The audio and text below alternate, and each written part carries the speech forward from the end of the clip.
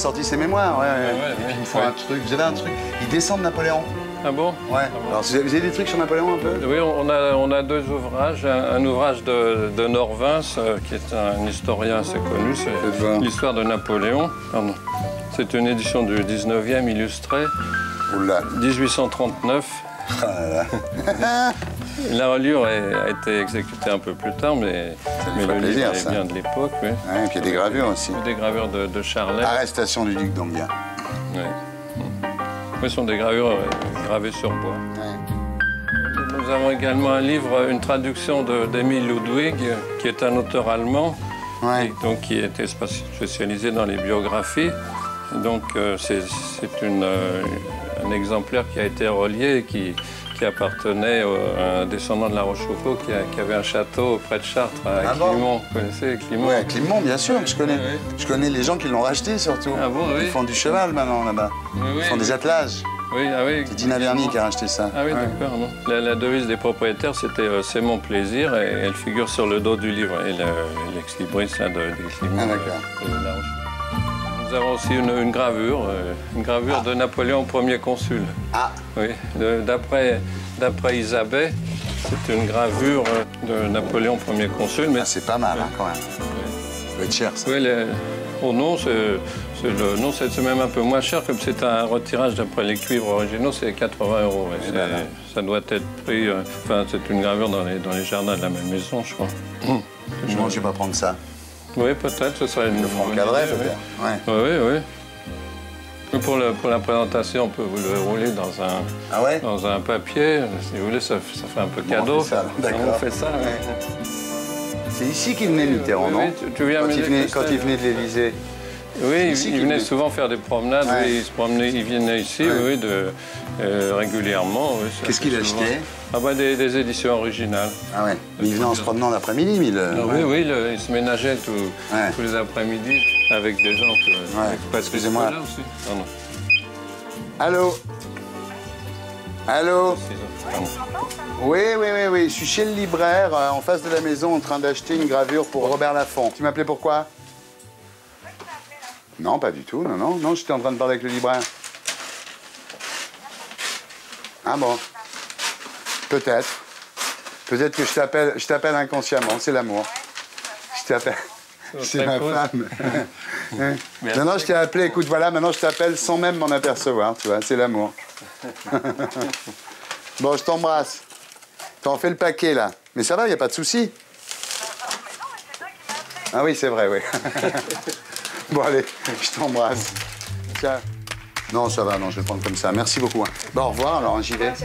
Merci, je passe vous payer demain matin. Hein. Merci oui, pas de beaucoup. problème, oui. Allez, merci à vous. Hein. Voilà. Merci. Allez, ciao. À bientôt et bonne soirée. Hein. C'est un palais, ici. Merci, bon dîner, alors. Merci. Ouais, merci.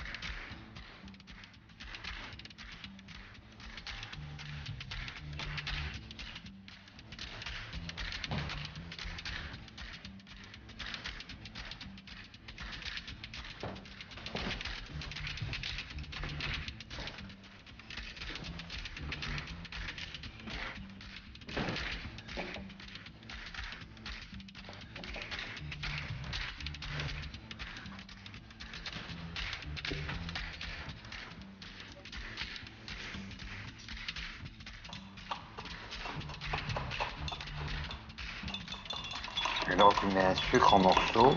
Un sucre en morceaux que j'écrase. Avec un amer aux plantes qui s'appelle Angostura.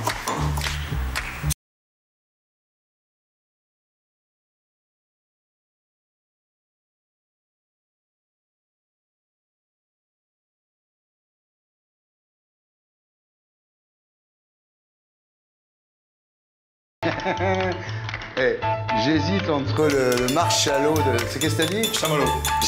Chamallow de parmesan et ça?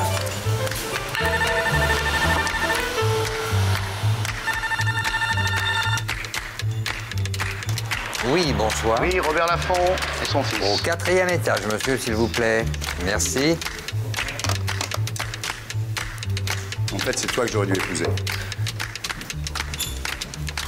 Gilles, tu crois pas qu'on aurait dû épouser Stéphane, plutôt? Moi, j'ai pas beaucoup d'appétit. Non, mais là, t'as pas besoin d'avoir de l'appétit, là. C'est la gourmandise. C'est de l'anguille? Non, non, ça c'est des maquis, c'est du pot gourmand avec des carottes. Ah ouais, c'est des carottes. Très bon Pour le teint et pour la bonne humeur. T'es mon zizi. Ça commence. Tu pourrais éviter ce genre de plaisanterie, mon petit père. Oui, vous partez mon zizi. Mais avec toi, je peux le faire. Bon, d'accord. C'est des vrais tordus, les mecs, quand même, hein? Des vicieux, comme d'autres, c'est le sexe. Oui. Eux, c'est la bouffe, mais c'est pareil, hein? Eux, ce sont les fourneaux. Voilà. Ah.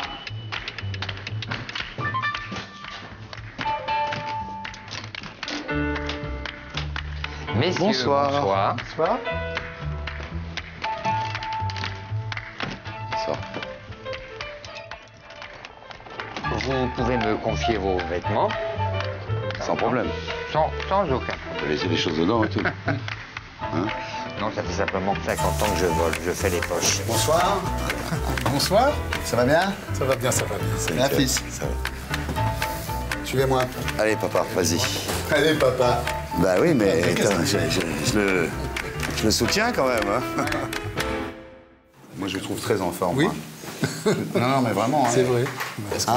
Est-ce qu'on sera comme ça à 89 ans? Et ça nous fait encore. Je sais pas quel âge t'as, toi? Moi, je suis vieux, moi. Moi, j'ai 56 ans. Et lui, plus. Moi, j'ai 10 ans de plus que toi. Arrête. Eh oui. Non. Eh oui. Vous êtes bien conservé dans C'est la la famille famille, Lafont, c'est la quand même. Les famille. gènes. Ah oui, c'est les jeunes. oui. Non, t'as 66 ans. Non. Ah oui, mon vieux. Non, mais je le dis qu'à toi. C'est la première fois que je le dis, tu vois ça. Mais ça se voit pas du tout. Tu m'aurais dit j'ai 56 ans, hein? Eh ben, on fait comme si. On fait comme si. Moi, j'ai 56 ans. J'ai lu ton livre, tu sais. Alors? Et je trouvais très, très passionnant pour moi parce que, comprends, on a fait tous les deux en même cocktail, temps je préfère, oui. notre chemin. Ouais. Moi, j'ai cherché la diversité. Toi, tu as cherché la diversité dedans. Mais t'as pas eu une vie aussi folle que la sienne, quand même. Non, mais moi, mais la c'est vrai. diversité, Ouais. je l'ai trouvée par les autres. Ouais. Tu vois, Combien de livres vous avez édité au total? 10 000 livres, moi. près de 10 000, oui. T'imagines? Alors, J'en ai pas eu la moitié, hein, je suis tout de suite. j'ai pas eu de jeunesse. J'ai pas eu de jeunesse parce que je me suis marié trop tôt. Et puis c'était la guerre. Alors l'occupation. Ouais. Et quand ça a été fini, j'ai démarré et j'ai commencé mon métier, mais c'était dur. Ok, vous aviez quoi, 23 ans que vous avez fait votre maison d'édition? 23 non? ans. Oui. Ouais. J'imagine. Il était déjà là. Ah ouais? Depuis 1 an. C'est sa première œuvre. Sa première publication. Première publication. Voilà. Et lui, c'est le barman du Baron. Donc maintenant, c'est devenu Ouais. une boîte. C'est la boîte la plus branchée à Paris. C'est comme les bains douches. Tu sais que c'est à l'époque. tout à côté de ta maison. Mais où? C'est sur le même trottoir, bah, avenue Marceau. Bah, faut y aller. Ah, bon, ma maison. Enfin, ton ex-maison, ça reste Robert Laffont quand même, malgré tout. Ouais, Attends, ouais. Et ben, il y a à 100 mètres en descendant, il y a le Baron. C'est quoi? C'est Editis maintenant, non? Non, maintenant c'est Lierre. c'est Lierre. C'est Lierre, oui. C'est le ça. Baron. Ouais. C'est l'arrivée des grands groupes. Oui, oui. C'est très marrant d'ailleurs, parce que ce que vous dites, c'est vrai qu'il y a deux choses qui ont profondément changé l'édition. C'est l'arrivée des groupes Oui. et les agents. Et les agents. C'est vrai, Houellebecq, il a Samuelson, par exemple, c'était un événement que Houellebecq ait un agent, quoi. Ouais. C'est-à-dire que les éditeurs, maintenant, il ne leur reste plus rien, quoi. T'es parti au bon moment, quoi. Mais non, mais dis pas ça devant Anne, parce que... Elle est pas là. Vous avez des enfants quand même incroyables, non? Incroyable. Il y a Anne qui a trouvé Paolo Coelho et Isabelle qui a trouvé le Da Vinci Code. Ça va quand même, tu vois. Moi, je serais fier que mes enfants fassent pareil. Elles ont Tu m'en donnes un? Elles ont pris le flair du père. C'est incroyable, hein? Ouais. Ça aussi, c'est dans les gènes. Bon, papa. Alors, Eh ben, merci. à la vôtre. Hein. Parce qu'on fait un concours de barman, en fait. C'est-à-dire qu'on fait des cocktails toutes les semaines et on essaye de trouver le meilleur, le numéro 1 des... Tu mettrais combien, toi? 17? 18? 16? À sur 20? Ouais. Oh, 17, 18. Ouh, ça fait 3 jours que j'ai eu 3 opérations du cœur. Ah ouais. Mais Moi, quand on fait excusez-moi. le premier pontage, c'était tout à fait les premiers en 81. Ouais. Et alors on prenait dans la jambe et c'était pas solide. Et on m'avait dit, ça tiendra une dizaine d'années, pas plus. Ouais. Hein, et alors, 10 ans après, j'ai été réopéré. Mais là, ça a été affreux parce que j'étais opéré, on m'a recousu 8 heures pour faire tout le changement de pontage et tout ça. On me recoue, on me met aux soins intensifs. Et là, je fais un infarctus et on me remet dans la salle d'opération et on me réouvre. Deux ouvertures. Voilà, un dîner qui commence d'une façon très drôle. C'est gore. C'est l'année où Elisabeth Tessier, vous avez dit. C'est énorme. Elisabeth Tessier, elle devait avoir une année géniale. Elle m'avait dit un tapis de rose. Quand vous avez eu des accidents cardiaques et tout, vous avez eu comme des expériences, ce qu'on appelle de near-death experience. J'en ai eu une. J'étais à moitié réveillé. Parce que j'étais dans le... comme on est au réveil. Ouais. Non, après, j'étais en chambre de réanimation. Lorsque, brusquement, j'ai vu un arc-en-ciel. Et puis l'arc-en-ciel s'est transformé en pont. Et sous le pont, une rivière extraordinaire, mais faite d'hommes et de femmes, qui passait, dont on ne voyait que les bustes, et qui coulait, comme ça. Et entre eux, il y avait une densité d'amour extraordinaire. Une force d'amour, jusqu'ils m'ont englobé. Ouais. J'ai vu alors, à ce moment-là, un appel d'amour extraordinaire. Et avec des exemples en même temps. Il y avait un visage ravagé par les pleurs, etc. Puis quelqu'un qui passait, qui faisait comme ça, et la femme s'arrêtait, ou 2 ou 3 paroles apaisantes.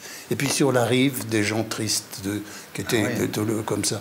Et puis il y avait quand même un choix, il y avait quand même des gens qui étaient heureux, et des gens qui n'étaient pas heureux. Tristes, oui. Et puis ce flot coulait, et moi je plombe la soirée là. Non, c'est pas ça, c'est moi qui fais tout pour aller au paradis. Quand j'entends des trucs comme ça, je me dis, il faut que maintenant absolument que je sois dans les gens heureux qui ressentent de l'amour, parce que je crois que faire la gueule sur la rive tout pendant l'éternité. Très beau. Il y a un truc que j'aime bien dans le rite moderne de l'Église, c'est quand les gens se donnent la main à la fin. Oui. Ça, c'est un truc qui est récent. Et bien, tu vois, ça, je trouve ça très beau. Quand j'étais petit, et que j'allais à l'église comme ça, je me disais, mais quand même, si je suis à côté de ce monsieur, on partage les mêmes choses, et on devrait tous s'embrasser une fois dans le... J'ai une pratique très, très factuelle des choses. Je ne suis pas un intellectuel, mais le christianisme, c'est tendre la main à quelqu'un qu'on n'aime pas obligatoirement, c'est aimez-vous les uns les autres. C'est ça, finalement. C'est aller vers des gens pour qui on n'a pas obligatoirement d'affinité. On le fait alors, allez. Voilà. Allez dans la paix du Christ. Allez, mais on peut partir maintenant, on m'a dit.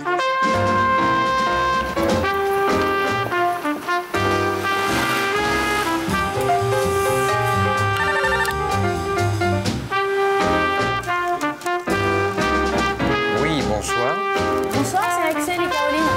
Au 4e étage, s'il vous plaît. Merci.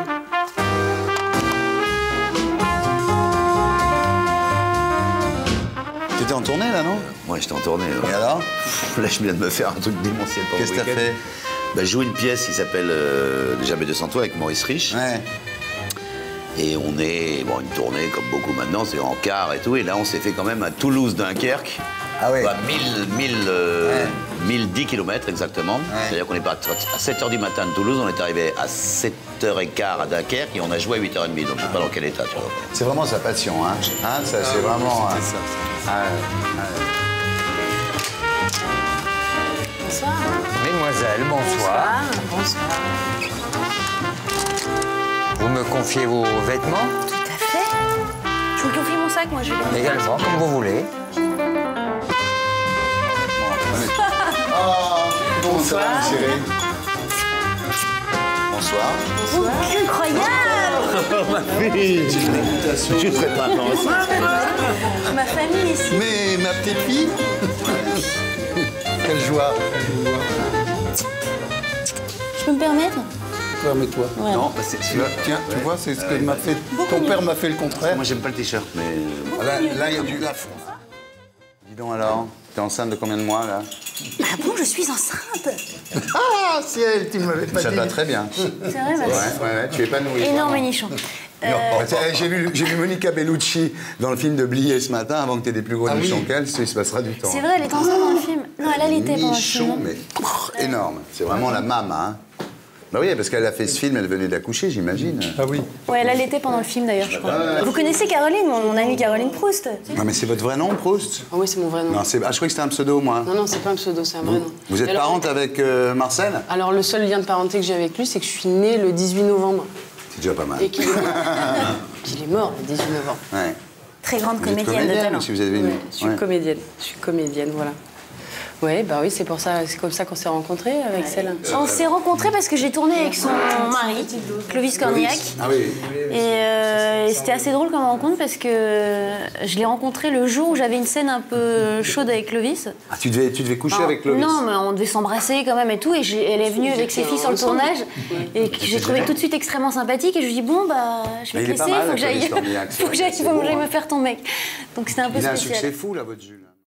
T'as vu que papa tutoie Thierry, t'as remarqué? Je suis très flatté parce que... Non mais attends, je suis très flatté parce que ton grand-père d'abord, non seulement il a lu mon livre, mais en plus il me tutoie. Et je sais pas laquelle des deux choses est la plus flatteuse finalement.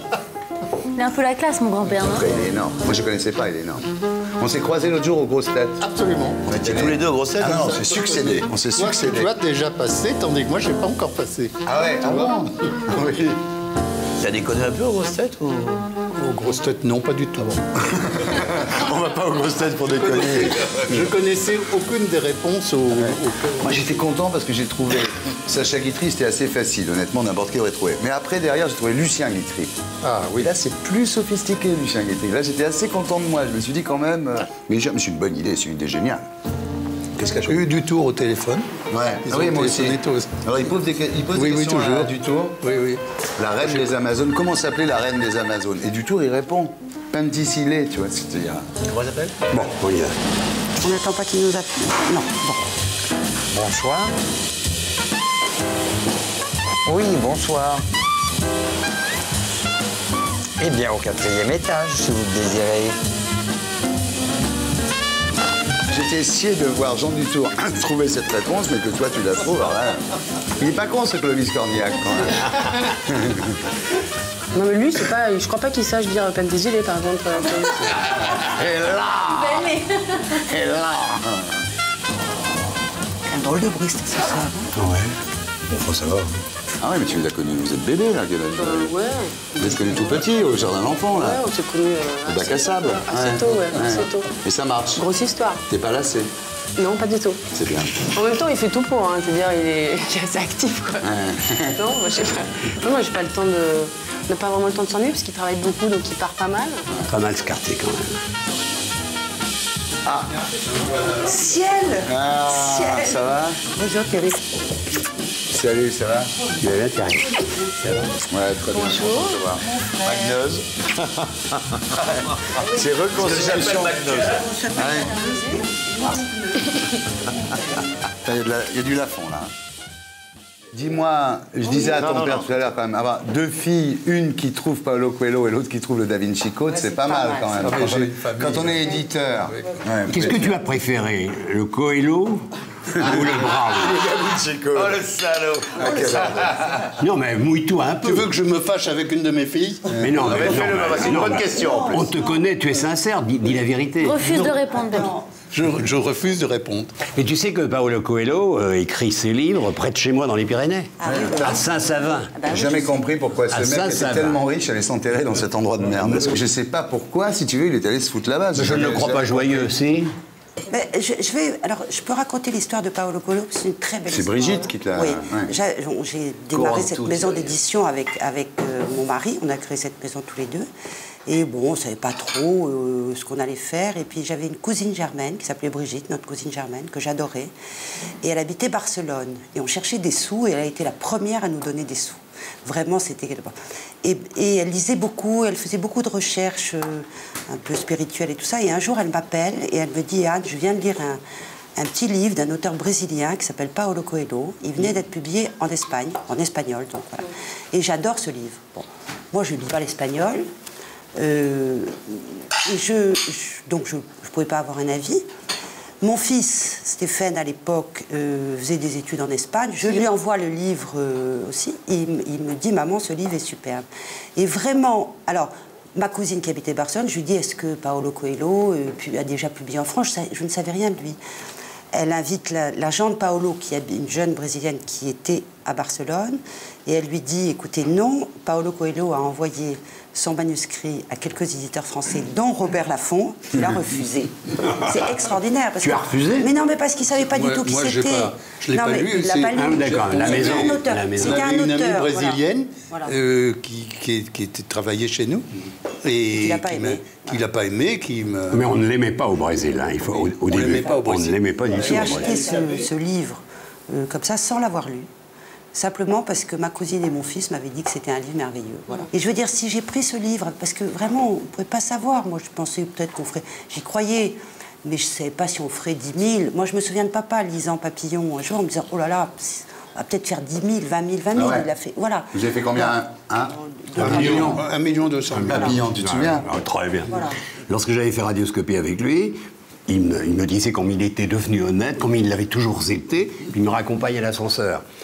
Ou plutôt, je le raccompagne à l'ascenseur. Et là, il me dit, écoute, petit, si tu as un problème un jour, tu m'en parles, j'ai toujours mes groupes. mais il était épatant, quoi.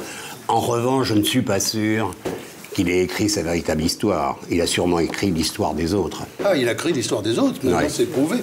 Non, mais il a fait... Mais d'ailleurs, il y était. Il a écrit une honte, au fond, il a fait un roman.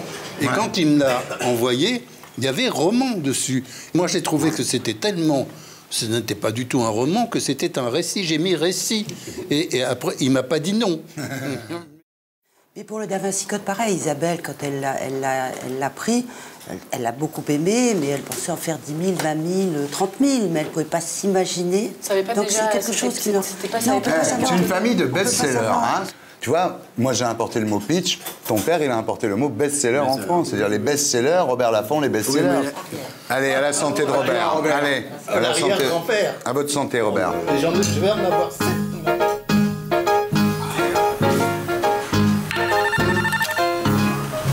Une histoire terrible, c'est avec Maurras. Maurras m'écrit pour me dire que il va faire un livre sur Marseille, sur les origines de Marseille, avec les Grecs. Alors moi, et puis il me donne rendez-vous à Lyon. Je vais à Lyon, place Bellecour. L'Action française était repliée à Lyon. Et Michel Déon travaillait à l'Action française à Lyon. Michel Déon, c'est moi qui l'ai publié, le premier. Je sais. Alors j'ai rendez-vous avec Maurras dans un café de la place Bellecour. Alors, j'étais impressionné de voir Maurras, etc. Mais il était sourd comme tout. Il était sourd. Sourd comme un pot. Sourd comme un pot. Alors, quatrième.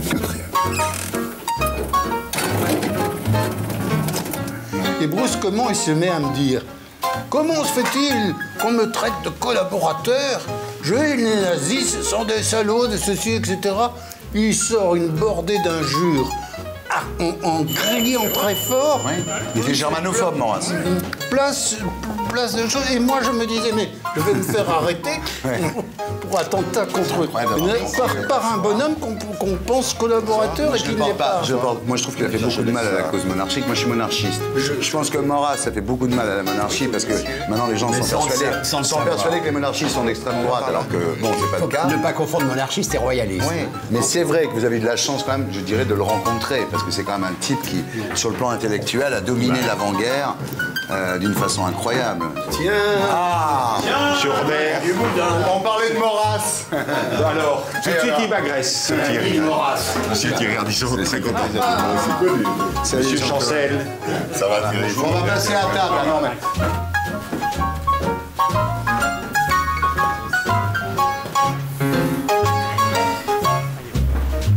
Alors, toi, Patrice, tu as fait ta table, alors.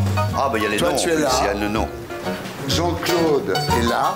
Chère madame, alors, vous êtes là. Vous êtes là, Robert? Très bien. Max, je crois que tu es là, toi. Chancel. Est-ce que tu vois écrit Chancel quelque... Oui, là. Anne, tu veux rester? On peut te rajouter un couvert, il n'y a pas de problème. Hein. Tu veux m'embrasser? Salut. Je m'en occupe.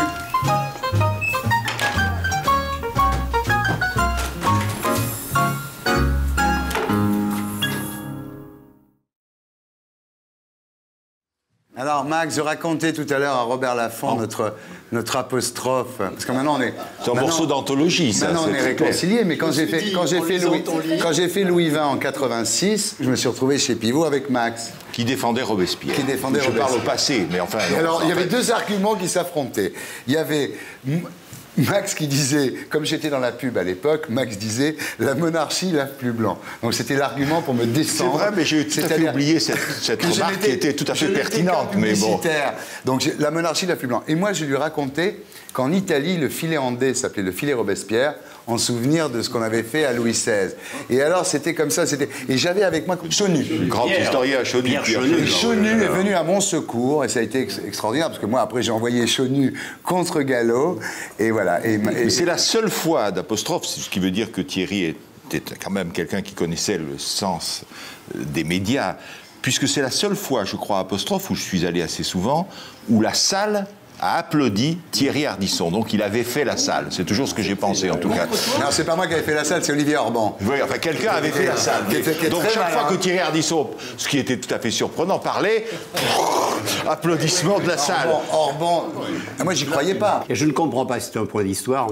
Max, comment peux-tu défendre Robespierre? Je ne défends pas Robespierre, j'essaye simplement de le comprendre. C'est important, ça, quand même. J'essaye de le comprendre. Et le seul livre que j'ai écrit sur Robespierre... Non, tu n'as pas compris, tu l'as accompagné. Sur Robespierre, je vais vous citer la phrase de Jaurès que je fais mienne, dans son histoire de la Révolution française, qui est très dur pour la description du personnage, et je crois qu'a raison, parce que c'est un personnage non seulement chafouin physiquement, mais en même temps rancunier. Bref, c'est pas un personnage épanoui, ouvert, c'est un personnage fermé, rétréci, etc. Ça n'a fait aucun doute. Et qui dit pourtant ceci, et Jaurès conclut en disant « Mais comme l'histoire est choix, c'est finalement à côté de Robespierre que j'irai m'asseoir aux Jacobins. » Ouais. Donc, je veux dire, voilà, mais le personnage est évidemment le contraire d'un personnage sympathique ou d'un personnage ouvert. Il paraît qu'elle est morte vierge, c'est vrai?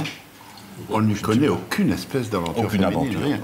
Il y a bien des gens qui se cachent. Ah, mais ça explique beaucoup de choses. Mais lui, c'est très difficile. Oui, parce qu'à partir de... oui, ça expliquerait beaucoup de choses. L'extraordinaire à propos de Robespierre, et que, enfin, on sait en général, mais c'est qu'il était élève du lycée, du collège Saint-Louis, rue Saint-Jacques, sur l'emplacement aujourd'hui du lycée Louis-le-Grand. Ouais. Et le jour de l'entrée officielle à Paris, après leur mariage, à leur arrivée, de Louis XVI et Marie-Antoinette, il pleuvait à verse, et comme il était le meilleur élève du collège Louis-le-Grand, enfin Louis-le-Grand, c'est lui qui, sous la pluie, a lu le compliment à l'entrée dans Paris de Louis XVI et Marie-Antoinette. Ce qui est extraordinaire comme rapprochement historique, c'est quelque chose... Ce que j'aime dans l'histoire, c'est quelque chose d'incroyable. C'est, par exemple, le comte Léon. Le comte Léon, c'était le fils de Napoléon. Quand Napoléon a vu qu'il ne pouvait pas avoir d'enfant avec Joséphine, il a cru que c'était lui, il a cru que c'était de sa faute. Et à ce moment-là, on a sa sœur lui a fait rencontrer une femme de chambre à elle, quoi. Elle habitait à l'Élysée, la sœur de Napoléon. Et il a fait un enfant à cette femme. Donc il a eu la preuve qu'il pouvait avoir des enfants.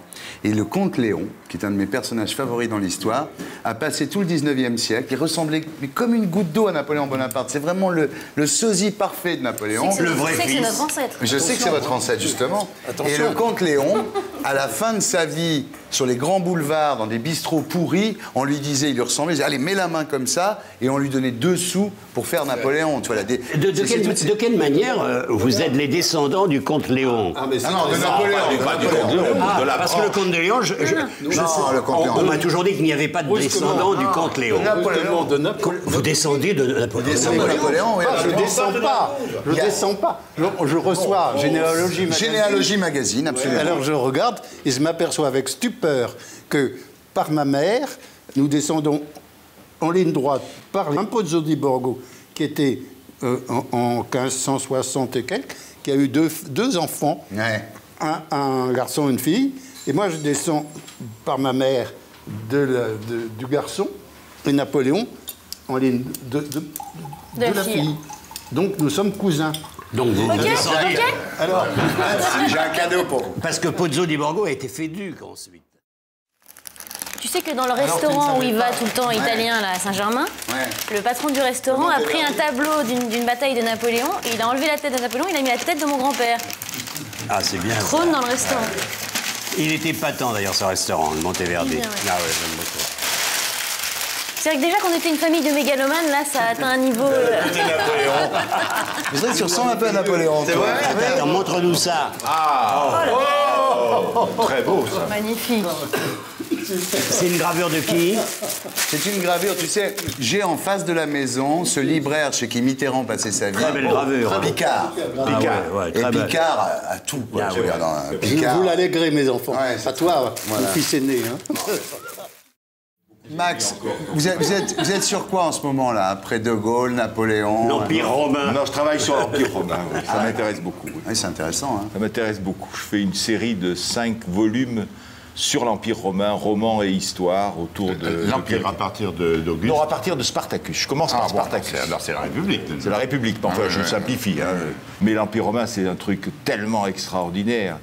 Il y a une formule qui m'est venue comme ça en écrivant, c'est le moment de l'histoire où on tue sans remords, avant le christianisme, hein, on tue sans remords, on jette les enfants dans les et poubelles. on meurt sans crainte en même temps. Et ce qui m'intéresse, c'est de savoir comment on est passé précisément de ce moment de l'histoire où on tue sans remords au moment où on tue avec remords. Et au milieu, il y a le christianisme. Le baroudeur Chancel qui a fait l'Indo, il a fait la baie d'Along. Non, mais il n'y a pas seulement la baie d'Along, il y a le monde entier. Et les gonzesses. Ah, ça, c'était sublime. Ah, rue Sainte-Catherine. Par exemple, à Saigon. Rue Katina, les gonzesses. On allait dans les fumeries d'opium, comme on va ici chez Castel ou ailleurs le soir. C'était des métisses d'anglais et de chinoises. Tout ce qu'il y a de plus beau, mais c'était à tel point qu'on avait scrupule à se laisser servir par elle. On aurait voulu les servir. Oh, Jacques, t'en fais peut-être un peu. Et j'ai rencontré ça également au Brésil, à Bahia. À Salvador de Bahia. Tu t'aperçois que Chancel, il a fait le tour de toutes les villes du monde. Non, mais vous avez vu un peu, tu as vu les filles avec ce long cou, qui sont des descendantes d'esclaves, mais elles sont tellement sublimes Jacques, que vraiment... Jacques, avant que tu t'énerves trop, oui, d'accord. Est-ce que je veux te dire que la semaine dernière, j'étais au Kazakhstan et j'ai rencontré au Kazakhstan des filles peut-être parmi les plus belles que j'ai jamais vues. Alors mélange de russes et de chinoises. Ah oui, tu vois, il y a à la fois quelque chose de la blondeur et de la minceur russe et de la chinoise de haute taille, bridée et magnifique. Tu te rends compte que ces mecs-là ont une bonne vie en fait. Oui. Toi, t'écris des bouquins sur Napoléon et eux, ils se baladent. Dis-moi, j'ai vu ton dictionnaire de la pornographie, là. Ah, c'est pas le mien, hein. Moi, je ne suis que le préfacier. Alors, même moi, je vais te dire, j'étais choqué. Il y a un article sur le fist-fucking. Oui. Tu peux traduire? C'est atroce. Quoi? C'est toi qui as fait ça? Ah non, ce n'est pas moi qui l'ai écrit. Non, attention, c'est un livre extrêmement sérieux. C'est un livre que tu préfaces, quoi. Que je préface, oui. Non, j'ai fait 3 articles dedans, dont l'article Buñuel, qui serait d'ailleurs extrêmement surpris de se voir dans un dictionnaire de pornographie, c'est ce que je dis dedans, oui. Et puis la préface, voilà, oui. Ah non, ça n'a rien à voir avec... Non, c'est avec la collection, oui. Il y en a quelques-uns, hein. Oui, mais c'est une somme, je crois, si on peut dire. C'est très intéressant. C'est très passionnant. Non, je ne le connais pas. Il y a quelques articles plus intéressants. Il y a Gangbang. Tu connais le gangbang? Oui, enfin, j'ai entendu parler. T'as entendu parler? Tu connais? Tu connais pas? Je peux t'expliquer. Pornographie en grec, ça veut dire... Porno, c'est quoi en grec? Porno, c'est ceux qui écrivent sur les prostituées. Porno, c'est ça. Porno, c'est ça. C'est devenu tout à fait autre chose. C'est devenu ce qui choque, ce qui offusque, ce qui est grossier, vulgaire, ce de quoi on ne parle pas. Et ne pas parler de ce de quoi on ne parle pas est très intéressant, parce qu'il y a énormément de renseignements. Il n'y a pas que des articles sur le marquis de Sade et sur le fist-fucking. Il y a beaucoup de choses sociologiques. D'abord, il n'y avait pas de pornographie chez le marquis de Sade. Le fist-fucking est aussi appelé handballing. Et voilà. Ça, je l'ai appris en lisant. Le quoi, le fist-fucking est aussi appelé handballing. Oui. Voilà. Vous pourriez parler français? Ben, je vais te dire, tu veux que je le lise? Oui. Lis le début, parce oui, consiste en l'intromission d'une main entière, voire de l'avant-bras, dans le rectum, ou par acceptation récente, dans le vagin. Bon, c'est les coulisses de l'exploit, quoi. Les coulisses de l'exploit. C'est incroyable. Ce sont les coulisses de l'exploit, c'est pas de la pornographie. De l'anglais gang et de l'interjection bang, qui imite le bruit d'une déflagration. Le mot gangbang, originellement réservé pour parler d'un viol collectif, désigne aujourd'hui un acte sexuel volontaire avec un nombre indéterminé de partenaires. Et plus généralement, la pratique d'une relation sexuelle d'une femme avec plusieurs hommes. C'est la phrase suivante que je trouve intéressante. Quand il s'agit d'un homme avec plusieurs femmes, on parle plutôt de reverse gangbang. Je savais pas. Ben, tu vois, voilà. Tu veux que je te lise quelque chose? Oui. Tu l'as lu avec gourmandise. Bien sûr. Je suis un très bon lecteur, c'est tout. Tu sais que la championne du monde de gangbang a eu 720 partenaires. En même temps? Non, l'un après l'autre. 720. C'est là-dedans, c'est dans ce dictionnaire. Et au passage à l'an 2000, une hardeuse américaine avait fait le pari de faire un gangbang avec 2000 hommes dans la journée. Dans la journée et la nuit, disons. Elle n'y est pas arrivée. Ah ouais. Elle n'est pas arrivée. Comme quoi, mais le record, dans le livre de record... C'est impossible. Mais ça fait combien de minutes par partenaire? C'est plusieurs à la fois. Dans ce livre, vous avez eu des travaux pratiques ou pas? Ah ouais, non, ils ont bossé. Pas encore, mais on espère que ça va venir. Tu fais pas un livre comme ça. Il faut tout étudier. Je suis quand même tout à fait effrayé sous la direction de Philippe Di Falco. C'est pas... Di Folco. C'est le mari de Monseigneur Di Falco. Il fallait que les confesseurs puissent répondre à toutes les questions que leur posaient ceux qui venaient se confesser, les pêcheurs. Ouais. Donc on a fait, à partir de la fin du XVIe siècle, des manuels pour les confesseurs. Le plus grand auteur était un jésuite espagnol qui s'appelait Sanchez, qui a passé toute sa vie, le malheureux, assis sur des bancs de marbre, car ça les chauffait beaucoup.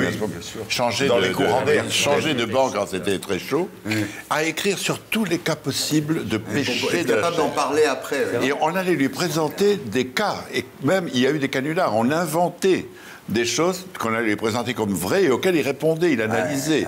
Qu'il commettait. C'était extraordinaire. Et non, c'était un prêtre, il ne pouvait pas. Mais il a dû tout prévoir avec des animaux, avec des végétaux, avec tout ce qui était... Il y avait, à l'époque, on disait qu'il y avait dans l'île de Formose des gens, c'était une légende, qui avaient une queue au bas de la colonne vertébrale, une petite queue comme les singes.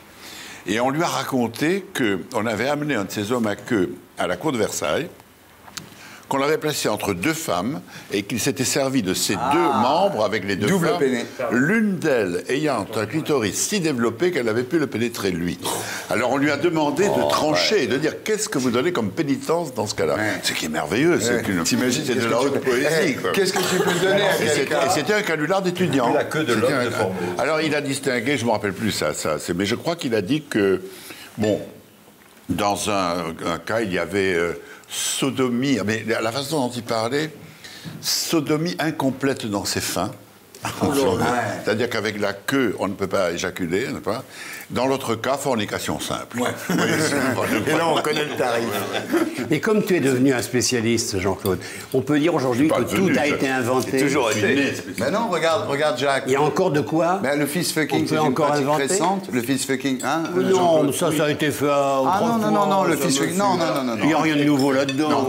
Ce qui est récent, c'est qu'on lui a donné un nom. Oui, voilà. Attends, il y a des nouveautés. Robert a raison. Ce qui est récent, c'est qu'on ait baptisé le fist fucking.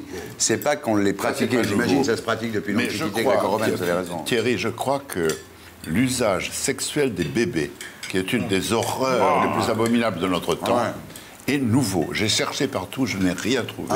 Sauf dans une planche des Caprices de Goya. Moi, je crois que c'était ça, le fist fucking, justement. Je trouve ça absolument... Et la planche 69, exactement, on voit un homme pratiquer une fellation sur ce qui a l'air d'être un bébé. Dans Goya? Dans Goya. Planche 69 des Caprices. Mais c'est tout ce que j'ai trouvé, ni dans les auteurs orientaux, ni dans Pétrone, ni dans Juvénal. Je n'ai rien trouvé sur... La pédophilie, pour Sade, par exemple, commence à 7-8 ans. Mais on voit dans les informations des faits divers où des bébés de 15 mois sont utilisés à des fins sexuelles, aujourd'hui, vendus, échangés. C'est dément. Alors c'est honteux ce qui se passe aujourd'hui. J'adore ça, parce que voilà, en fait, si tu veux... quand tu fais un dîner avec des Français, il y a toujours un moment où on parle de la résistance. Ouais, qui a dénoncé Jean Moulin? C'est quand même, tu vois, c'est très français. Moi, je peux notre vous culture apporter, à nous et c'est notre problème à nous. Alors, qui a dénoncé Jean Moulin? Alors, je peux t'apporter Personne ne le dira jamais. Je vais te dire, moi. Un jour, il y a prescription. Mais il n'y a pas prescription. Écoutez-moi, j'ai ma version qui va vous répondre. Alors, bon, j'ai été ami avec Hardy. Oui, j'ai été ami avec Bénouville. Ben oui, et Bénouville croyait que Hardy avait été arrêté, mais qu'il n'avait pas été maintenu. Donc, il l'avait gardé dans son réseau. Or, si Hardy avait dit qu'il avait passé 1 mois en prison, c'était automatique. Il était grillé, il ne devait pas faire partie d'un réseau. Qui a dénoncé Jean Moulin, alors? Alors, attends. Il ne sait pas. Oui, je le sais. Mais non, tu ne le sais pas. Oui, je le sais. Je vais te le dire. Mais il est à un âge où il peut le dire. La vérité, c'est que les Allemands, ayant arrêté Hardy, le suivaient. Et sachant qu'il faisait partie de la résistance, ils le suivaient et ils ont suivi Hardy. À Caluire, et ils ont fait le coup. Donc en fait, personne n'a dénoncé Jean Moulin, ce sont les Allemands qui ont suivi Hardy. C'est Hardy qui s'est fait piéger. Non, en vérité, ce sont les Allemands qui ont dénoncé Jean Moulin. Non, je peux vous dire que c'est chez moi que ça s'est passé, où Bénouville a appris que Hardy avait été, n'était pas parti tout de suite, mais avait était passé resté, du temps en prison. Et il l'a engueulé. Il y a eu chez moi une engueulade absolument terrible entre Bénouville et Hardy. Parce que là, tu nous as pas dit que tu avais été prisonnier. Oui, mais je ne pouvais pas te dire parce que... Si tu nous avais dit que tu avais été prisonnier, on t'aurait pas... Ça s'est passé chez moi. D'accord. Les Allemands... Tu t'énerves et puis après tu craches. Mais parce que c'est un fait... Ça vous fait quoi que votre nom ne vous appartienne plus? Mais vous avez... Au début, c'était quand même... Ça me choquait parce qu'il y avait des livres... Il y a des livres que vous... Oui, voilà, il doit y avoir des livres publiés chez Robert Laffont. Que j'aime pas. Ah oui. Alors, mais voilà, c'est comme ça. Le reste, je dois accepter le changement. Hein. Aujourd'hui, pour les Français, Laffont, c'est Patrice Laffont. Hein. Ah oui, absolument. Quand je sors avec lui, c'est lui qu'on... Ah oui, c'est lui la star. Oui. Quand j'allais au foot avec lui, on dit, j'étais avec lui comme ça, puis on regardait. Puis je voyais les gens qui se retournaient. 1-0. Alors, Patrice, le compte est bon. Mais t'es tourné alors. Tu nous racontes pas tes tournées, Patrice. Tu sais, je fais une tournée. L'avantage du tourneur avec lequel je tourne, c'est que tu fais énormément de dates, contrairement aux tournées de gens célèbres qui font 30, 40 dates ou qui jouent 2 mois dans le même endroit. Moi, j'en fais 150, mais dans des endroits qui sont totalement... non. Donc la Vrigne-aux-Bois est un de mes plus gros souvenirs. C'est une petite ville près de Sedan, où on arrive un jour, en novembre, genre, tu vois, un peu déjà froid et tout, et on voit une petite salle, des bancs en bois, et un poêle à bois. Donc on dit, oh là, c'est super, la scène qui allait de toi à Jean-Claude, en gros, enfin j'exagère, mais à Max. On dit, ah bon, ça va être difficile et tout. Et on dit, les toilettes sont où? Ben, il n'y en a pas dans les coulisses. Ah bon? Non, elles sont dans la salle. Je dis, attendez, on va pas, pendant la pièce, si on a envie de pisser, on va pas descendre dans la salle, dire aux gens, oh, c'est nous. Et surtout qu'il y avait un acteur, qui était Jean-Claude Bassouillet en l'occurrence, qui buvait beaucoup et donc il urinait énormément. Et j'ai dit au mec, en déconnant, parce qu'il n'était pas question de s'en aller, je lui ai dit, bah, on va partir. Donc, puisqu'on ne peut pas jouer, il y avait la toilette, il me dit, monsieur, vous ne vous rendez pas compte. Pour lui, c'était, tu vois. Et je lui dis, mais je trouvais une solution. Bon, je fais vite et il arrive avec, au bout d'une minute, avec un seau en plastique vert, donc je me souviendrai très longtemps.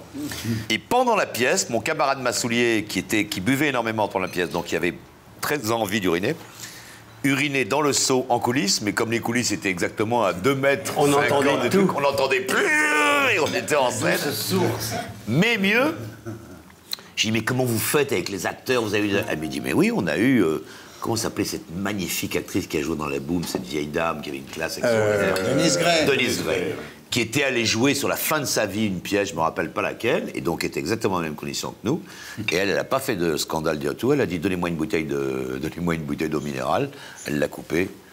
Il paraît que Royal, derrière son paravent, elle a fait dans sa bouteille de minérale. Tu veux que je te dise un truc? Non. Si j'étais éditeur, je te demanderais de raconter ce genre d'histoire. Et je dirais, Patrice Laffont de la télévision vous raconte Vrigne-aux-Bois. Et ça marcherait. J'en demande pardon à ta femme, mais il t'arrive de rêver un 5e mariage? Non, pas du tout. Attendez, Robert, non, c'est une bonne question. Non, attends, excuse-moi, bonne question, parce que tu sais quoi? Jane Fonda m'a dit l'autre jour, en fait, la seule question... Qu'est-ce qu'elle est remarquable. Elle a 68 ans, elle nous raconte les partous avec Vadim et tout, incroyable. Elle a 68 ans, et elle dit, en fait, je me demande si je vais être à nouveau amoureuse. Ouais. Vous l'avez connue à quel âge, Hélène Furterer? C'était en 82. Oui. Ça fait combien? 23 ans. Ouais. 23 ans. Donc vous aviez 88 moins 23. Je te laisse. Le compte est bon? Le compte est bon. Le compte est bon. 88 moins 23. 65. Donc à 65 ans, à ton âge, donc, vous avez rencontré Hélène et vous êtes tombé amoureux. Et Moi, voilà. je trouve ça naze. Et en plus, Ouais, Axel, Voilà, elle est complètement... Axel, Ah ouais. C'est bien ça, mon chéri. Continue.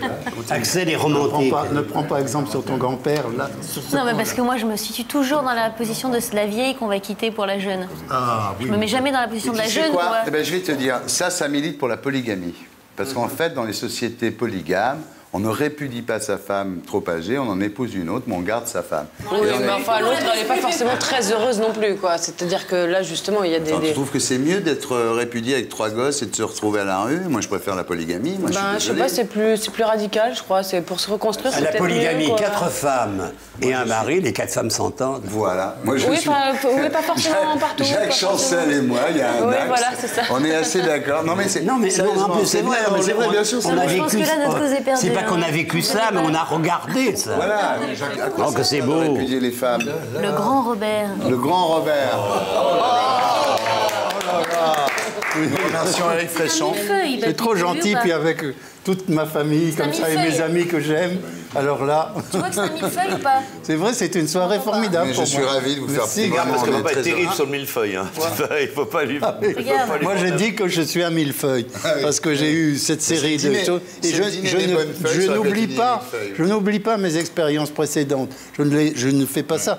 Ça fait une série de couches qui toutes participent à l'ensemble, et l'ensemble, c'est ma vie. Moi, j'en suis à mon 4e mariage. 4e mariage? 5e même. Oui. Toi aussi. Ah bon? 4e ou 5e? Attends, je savais pas. Mais il faut savoir. C'est pour ça que je me permettais de poser cette question imbécile. Mais attends, moi j'en suis à 3 femmes, disons, 2 mariages et un pareil, mais... Ah non, si je comptais les faux mariages, ce serait... On a connu plus. Non, il a hésité entre 4 Je et 5 suis un enfant de cœur par rapport à Robert Laffont et par rapport à Max Gallo, je suis un enfant de cœur. La formule monogame séquentielle est décisive. C'est une morale de vie. Max, il y a une chose importante. Thierry, tu veux savoir comment Jean-Claude Carrière a connu sa 2e femme? Non, comment? Elle avait connu d'autres hommes avant moi, et elle était un soir avec un de ces hommes, couché, et il s'approchait tendrement d'elle, quand nous apparûmes à la télévision, Jacques Chancel et moi. Et il m'a été raconté par elle et par lui qu'elle a repoussé cet homme pour lui dire excuse-moi, c'est celui-là. C'est énorme. Je crois que ça peut m'arriver. Il s'est fâché. Elle a regardé Jean-Claude, pas moi. Oui. Et c'est comme ça que tout a commencé. Alors ta 2e femme avait connu des hommes avant toi, et vous êtes marié vierge la première fois? La première fois, oui. Incroyable. Tu lui as fait croire. Mais j'avais 22, 21 Mais pas la 2e fois. Pas tout à fait. Elle avait 20 ans, c'est ça, elle avait 20 ans. Encore 4 ou 5 livres et nous saurons tout de toi. C'est très joli. Ah oui, c'est bien.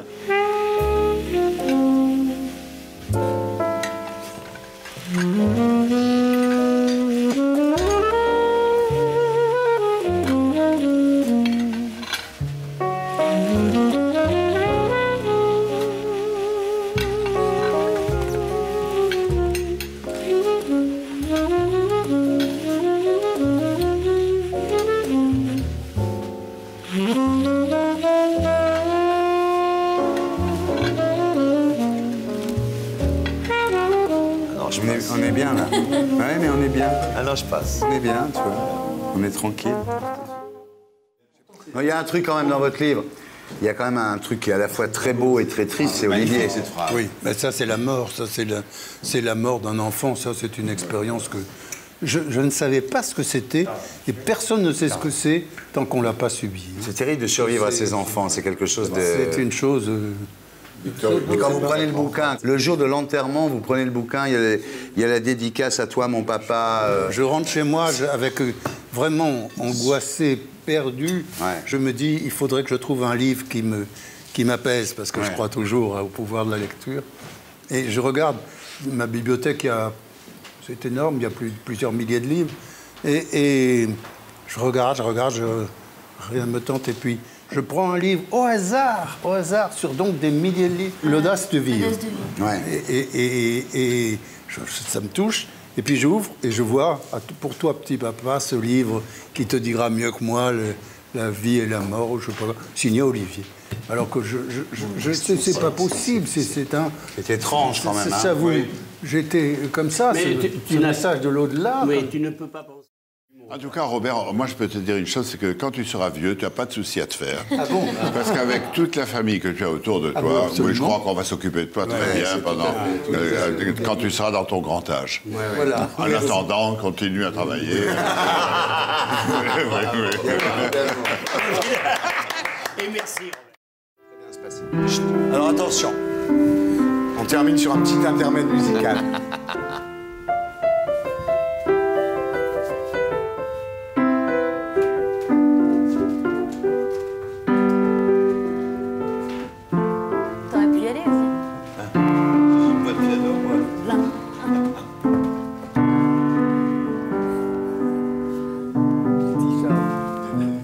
Est-ce toi? Il y a des pianos à 4 mains, il y a aussi des pianos à 4 doigts. C'est à force de fréquenter Èvre que j'y arrive. Ça arrange personne. Est-ce toi, chère Élise, au jour 3 fois heureux, que béni soit le ciel qui te rend à mes voeux? Toi qui de Benjamin, comme moi descendu, fut de mes premiers ans la compagne assidue. Oh ouais, ouais.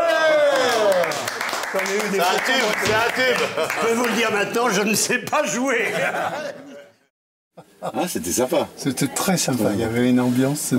Il est très gentil, finalement. Bon, hein, finalement, il est tendre, il est... Et pour être sûr de ne rien rater de Inarditube, abonnez-vous et mettez un pouce bleu.